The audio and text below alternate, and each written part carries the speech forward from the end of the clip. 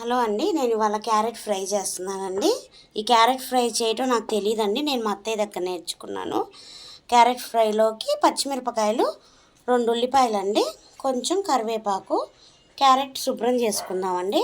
Carrot fry చాలా బాగుంటుందండి. Carrot ఇలా శుభ్రం చేసుకొని తురుముకోవాలండి. అంటే ముక్కలు కోసైనా చేసుకోవచ్చు, తురుముకొని చేసుకుంటే చాలా టేస్ట్గా ఉంటుంది. మొత్తం ఇలా శుభ్రం చేసుకోవాలండి. మనం ఇలా అనుకుంటే వాటిపైన ఉన్నదంతా వచ్చేసిద్ది. అటు ఇటు కట్ చేసుకోవాలి. క్యారెట్ తురుముకుందామండి. తురుముకొని చేసుకుంటేనే బాగుంటుందండి కర్రీ. క్యారెట్ అంతా తురుముకున్నానండి. ఇలా తురుముకొని క్యారెట్ హల్వా కూడా చేసుకోవచ్చండి. ఇలా చేసుకుంటే కర్రీ బాగుంటుందని ఇలా తురిమి చేస్తున్నాను. దాంట్లోకి కరివేపాకు, పచ్చిమిరపకాయలు కట్ చేసుకున్నానండి. ఇంకా కారం వేయకూడదు, పచ్చిమిరపకాయ కారమే. ఉల్లిపాయలు 2 ఉల్లిపాయలు తీసుకున్నాను కదా, 2 ఉల్లిపాయలు కూడా కట్ చేసుకున్నాక చూపించుకుందాంలే అని కట్ చేశాక వీడియో చూపిస్తున్నానండి. ఇప్పుడు కర్రీ చేసేసుకుందాం.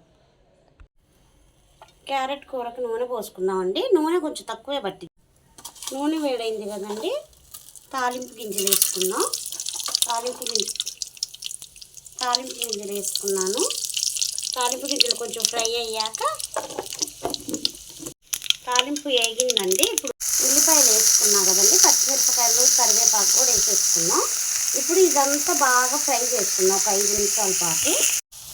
ఉల్లిపాయలు అలా ఫ్రై అయ్యింది కదండి, కొంచెం సాఫ్ట్గా అయినాయి కదా. ఇప్పుడు కొంచెం పసుపు వేసుకున్నాం. పసుపు వేసుకొని కలుపుకుందామండి.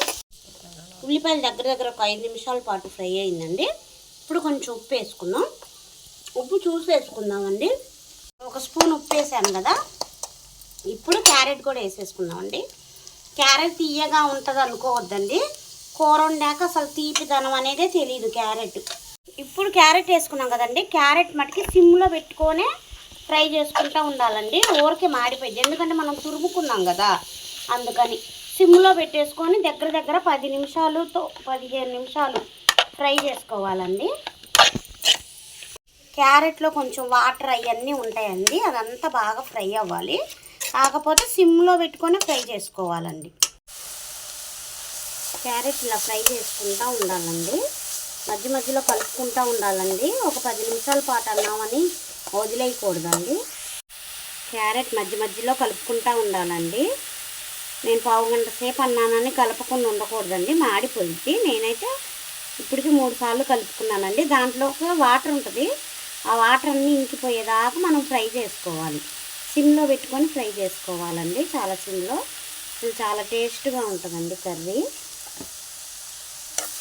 బాగా మధ్యలో కలుపుకుంటూనే ఉండాలి. చూసారా ఎంత కలర్ఫుల్గా ఉందో క్యారెట్ ఫ్రై.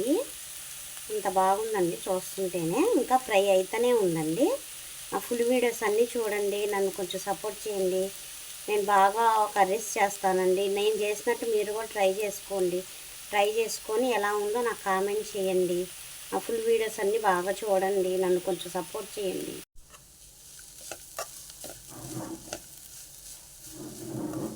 మధ్యలో కలుపుకుంటూ ఉండాలండి. ఎంత ఫ్రై అయితే అంత బాగుంటుంది కర్రీ.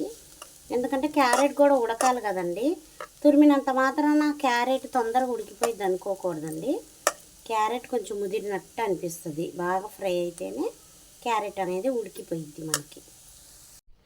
క్యారెట్ ఫ్రై రెడీ అయిపోయిందండి. ఎంత బాగుందో అనండి, ఎంత కలర్ఫుల్గా కూడా ఉంది. నా వీడియో కనుక మీకు నచ్చితే లైక్ చేయండి, షేర్ చేయండి, సబ్స్క్రైబ్ చేయండి, కొంచెం సపోర్ట్ చేయండి. నా వీడియోస్ అన్నీ చూస్తూ ఉండండి.